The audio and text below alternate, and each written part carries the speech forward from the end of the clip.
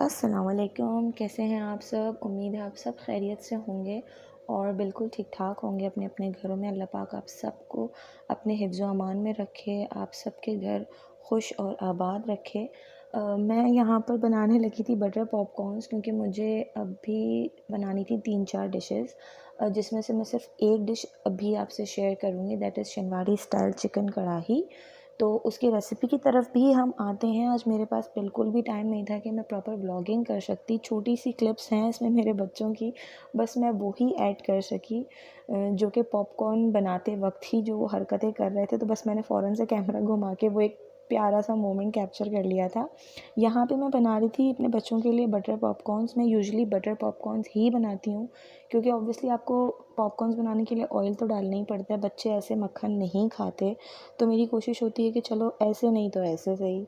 तो मैं यहाँ पर बना रही थी बटर पॉपकॉर्न्स। ये रेडी हो जाएँ तो मैं इनको दे दूँ, ताकि ये थोड़ा सा एंगेज रहेंगे तो मुझे किचन में काम करने देंगे, क्योंकि इस वक्त मुझे किचन में बहुत सारा काम था। अच्छा, मैंने कैप्शन में एक चीज़ मेंशन करी थी, सितारा जो कि व्लॉगर हैं उनके हवाले से, मैं बिल्कुल उनके हवाले से एक बात करना चाहूँगी। वो मैं आगे चल के इंशाल्लाह ताला करूँगी आपसे, जब कुकिंग टाइम मुझे आगे मिलेगा तो मैं बिल्कुल इस बारे में आपसे बात करूँगी। और बिल्कुल भी इस उससे नहीं कि मैं एक यूट्यूबर हूँ और व्लॉग्स के लिए, देखिए ऑब्वियसली यूट्यूब का चैनल है, तो यहाँ पर सबकी रोज़ी रोटी व्यूज़ से और सब्सक्राइबर से ही बन रही होती है, ठीक है। तो खैर इस बारे में हम बात करेंगे आगे जा कर के। अभी तो खैर बच्चों को पॉपकॉर्न देने का टाइम हो गया था, तो यहाँ पर जब तक पॉपकॉर्न नहीं हो रहे थे, तो यहाँ पे आप देखें कि मेरे बच्चे किस तरह से मुझसे पॉपकॉर्न मांग रहे थे। Mantasha, come here. Show me some patience. Patience. Huh? Patience. Yes. Yes, patience. What do you want now? What do you want now? अच्छा दे रही हूँ। ये था मेरे बच्चों का पेशेंस फॉर पॉपकॉर्न। खैर उनको मिल गए तो वो सुकून से जाके बैठ गए थे, अपना पॉपकॉर्न एंजॉय कर रहे थे, और मैं यहाँ आ गई थी किचन में। यहाँ पे मुझे बनानी थी चिकन कढ़ाई शनवाड़ी स्टाइल में। तो इसकी रेसिपी जल्दी से स्टार्ट कर लेते हैं, और फिर इसी बीच में हम थोड़ी सी बातचीत भी कर लेंगे। यहाँ पर मैंने ऑयल लिया था तकरीबन 1.5-2 कप, क्योंकि मेरे पास जो चिकन है वो है 3 kg। इसको आपने अच्छे से वॉश करके और इसका जो एक्सेस वाटर है वो ड्रेन कर लेना है, कोशिश करके मैक्सिमम। और यहाँ पर मैंने ऑयल में ना प्याज डाली, ना कोई खड़े मसाले डाले। मैंने जस्ट ऑयल गरम किया, इतना कि बस आपको हल्की सी हीट फील हो, बहुत ज़्यादा ऑयल गरम नहीं करना। और उसके बाद मैंने यहाँ पे चिकन डाल दी, ठीक है। इसके बाद मैं इसमें डालूँगी लहसुन अदरक का पेस्ट, जो कि मैंने अपने अंदाज़े के मुताबिक डाला था। मैं यहाँ पे बना रही हूँ 3 kg चिकन। अमूमन 3 kg नहीं बनती हमारे घरों में। ऑब्वियसली कहीं जाना होता है, कहीं भेजना होता है, या कहीं कोई आ रहा होता है तो ही हम बनाते हैं। ये मैं अपने घर में दावत के लिए नहीं बना रही थी। ये मुझे कहीं बना के भेजनी थी, इसलिए मैं बना रही थी। जो मैं डिस्क्रिप्शन बॉक्स में आपको रेसिपी दूंगी वो मैं आपको 1 kg की दूंगी, और प्रॉपर क्वांटिटी के साथ दूंगी, ताकि आपके लिए कोई प्रॉब्लम ना हो। यहाँ पे मैंने चिकन में लहसुन अदरक का पेस्ट डाल करके इसको मुझे 5 से 7 मिनट तक पकाना है। इसलिए क्योंकि जब हम चिकन को या किसी भी मीट को पका रहे होते हैं, अच्छा, मीडियम टू हाई फ्लेम पे पकाना है।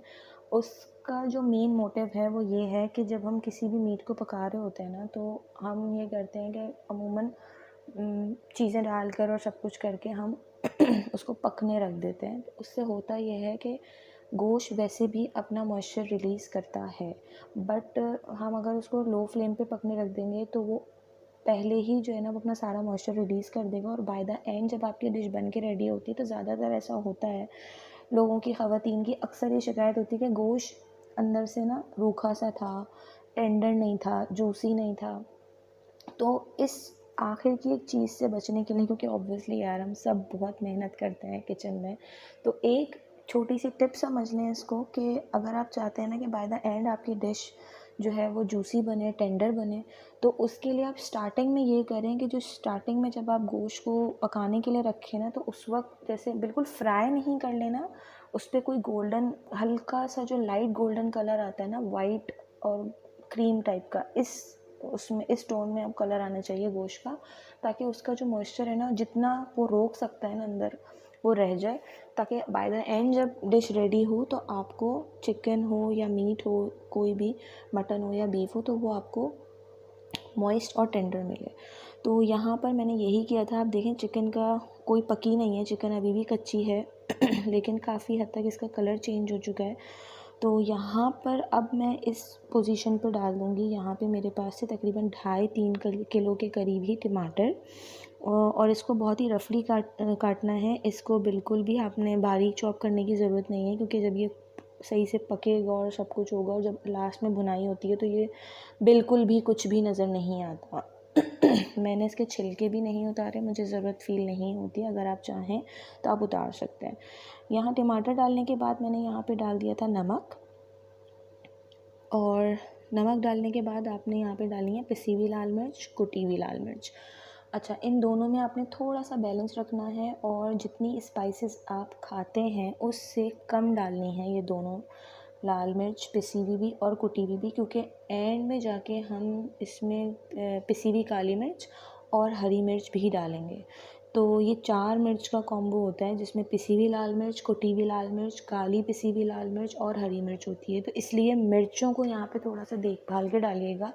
अगर एंड में कम हो जाए तो आप काली मिर्च ज़्यादा डाल सकते हैं, क्योंकि काली मिर्च तो आप एंड में भी डालो तो उसको पकाने की ज़रूरत नहीं पड़ती। लाल मिर्च का कच्चेपन का टेस्ट आता है, ब्लैक पेपर का नहीं आता।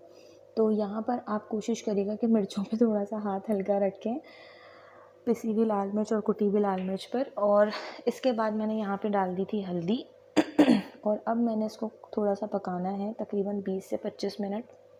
इस बीच में मैं देखती रहूँगी इसको, और आपने इसको ढक के तकरीबन 20 to 25 मिनट्स तक कुक करना है। मेरी पतीली छोटी थी तो मुझे थोड़ा सा ज़्यादा टाइम लगा था, क्योंकि इसमें जगह नहीं बन रही थी खाना बनने की। तो बाकी आप अपने हिसाब से देख लीजिएगा। आप थोड़ा बनाएंगे तो ऑब्वियसली कुकिंग टाइम और कम हो जाएगा। अच्छा, यहाँ पर मैं आ जाती हूँ अपने उस टॉपिक पर जिसको मैंने स्टार्टिंग में रेज़ किया था कि देखें, सबसे पहले तो मैं एक यूट्यूबर की बात कर लूँ। यूट्यूबर क्या होता है, इवन के यूट्यूबर की बात नहीं करती मैं, एक सोशल मीडिया प्लेटफॉर्म पे काम करने वाले जितने भी पब्लिक फिगर्स हैं, उनका जो बेसिक काम होता है कि आप अपनी पब्लिक को एंटरटेन कर रहे हैं, ठीक है। और यूट्यूब पे जो डेली व्लॉग्स बनाते हैं, 15 दिन पहले मैं एक व्यूवर थी। मैं अभी भी अपने आप को व्यूवर ही कहूँगी। I am not a YouTuber, I do not call my self YouTuber. क्यों? क्योंकि जब तक अनटिल अनलेस आप किसी चीज़ को अच्छे से सीख नहीं जाते, एक्सपीरियंस नहीं कर लेते, आप अपने आप को उस चीज़ के लिए तैयार नहीं कर लेते, तो उसका जो अवार्ड है या उसका जो नाम है वो अपने साथ नहीं सजा सकते। तो 15 दिन पहले मैं भी एक व्यूवर ही थी, और एज अ व्यूवर मैं व्लॉग्स देखती थी, जिसमें मैं सितारा यासीन को भी देखती थी ऑन एंड ऑफ। कभी कभी मैं इनकी इतनी बड़ी फ़ैन नहीं हूँ। अगर मैं व्लॉग्स में किसी की फ़ैन हूँ तो that is Naush kitchen routine, जो कि honestly speaking she is a gem. Pakistan से बाहर रहते हुए जिस तरह से वो अपने बच्चों की तरबियत करती हैं, जिस तरह से उनका लिविंग स्टाइल है, लिविंग स्टैंडर्ड है, अपने कल्चर को ना भूलना, अपनी रिवायात को ना भूलना, और उसके अलावा जो एक positive message as a blogger उनको देना चाहिए वो कर रही हैं, वो दे रही हैं। तो मैं सितारा यासीन के लिए सिर्फ एक बात जो ये करना चाहती हूँ कि मैं 2 दिन से इनकी और इनकी बहन की वीडियोस देख रही थी, जिसमें मुझे सिर्फ एक चीज़ नागवार गुजरी कि देखें, यूट्यूब चैनल हर कोई व्यूज़ के लिए और सब्सक्राइबर्स के लिए ही बनाता है। ऑब्वियसली इसमें आपकी जो सोर्स ऑफ इनकम है वो बनती ही आपके व्यूवर्स और सब्सक्राइबर्स से है। बट इसका मतलब बिल्कुल भी ये नहीं है कि आप अपने दीन और ईमान से चले जाएं। मैं ये वर्ड क्यों यूज़ कर रही हूँ, क्योंकि कल मैंने इनकी सिस्टर की एक वीडियो देखी जिसमें वो ये दावा कर रही हैं कि वो पाक धरती पर बैठी हुई हैं, वो मक्का और मदीना जैसी पाक जगहों का नाम लेकर के उनके ऊपर इल्ज़ाम लगाती हैं सितारा पर। और सितारा की वीडियो देखो तो वो कुरान पाक का हल्फ उठाने की बात करती हैं, और कुरान पाक को बीच में ला कर के वो कहती हैं कि वो सच्ची हैं, और सलमा कहती हैं कि वो पाक धरती पर हैं। रोज़े रसूल सल्लल्लाहु अलैहि वसल्लम, बैतुल अल्लाह, अल्लाह पाक के घर को नाम लेकर के आप इस तरह की बात करें। तो मुझे जो एक फ़ील हुई ना ये बात करने के लिए, वो सिर्फ़ एक ये पॉइंट था जहाँ पर मुझे फ़ील हुआ कि मुझे ये बात करनी चाहिए कि देखें प्लीज़ ये मत करें, आपके घर का मसला है, आप अपने घर में सुलझाएं। अल्लाह पाक आप दोनों बहनों के लिए आसानी करे, जो हक़ पर है, जो सच पर है, अल्लाह पाक उसके लिए आसानी करे, आमीन। अच्छा, यहाँ पर चिकन पक चुकी थी और बीच में मेरा भाई जो है ना, वो उसको खुशबू से बर्दाश्त नहीं हो रहा था, तो वो आके चेक करे जा रहा था, बार बार सूप पिए जा रहा था इसका, हालांकि ये बनी भी नहीं थी तब तक। यहाँ पर जब ये इस स्टेज पर आ जाए ना कि आपको देखें ऑयल आपको साइड पे नज़र आ रहा होगा ना सेपरेट होता हुआ, तो इस स्टेज पर आपने कसूरी मेथी जो बाज़ार से मिल जाती है, सूखी हुई मेथी जिसे कहते हैं, वो आपने हाथ में लेके ना हल्का सा क्रश करके थोड़ी सी ज़्यादा क्वांटिटी में डालेगा, क्योंकि इसकी बड़ी प्यारी फ्रेगनेंस आती है। इसका जो अरोमा आता है ना इस कढ़ाई में, वो बड़ा मेन इंग्रेडिएंट समझ लें आप इस कढ़ाई का। वो मैंने डाल दिया था। उसके बाद मैंने यहाँ पे डाला था पिसा हुआ गरम मसाला। पिसा हुआ गरम मसाला मैंने क्वांटिटी में बहुत कम डाला था, क्योंकि मैं घर में बनाती हूँ और वो बहुत स्ट्रॉन्ग होता है। इंशाल्लाह ताला मैं आगे आने वाली रेसिपीज़ में ना आपसे जो है वो आने वाले ब्लॉग में मैं एक अपने गरम मसाले की और एक चाट मसाले की, ये 2 मसाले जो मैं घर में बनाती हूँ ना, इनकी रेसिपीज़ भी शेयर करूँगी। मैंने यहाँ पर 3 चीज़ें डाली, एक तो कसूरी मेथी, उसके बाद पिसा हुआ गरम मसाला और पिसी हुई काली मिर्च। यहाँ पर ये तीनों चीज़ें डालने के बाद आपने इसको अच्छे से मिक्स कर लेना है सही से, ठीक है। यहाँ पर आप देख रहे होंगे कि आपको ऑयल पूरा सेपरेट ऊपर नज़र आ रहा है, कोई टमाटर कुछ भी ऊपर नज़र नहीं आ रहा।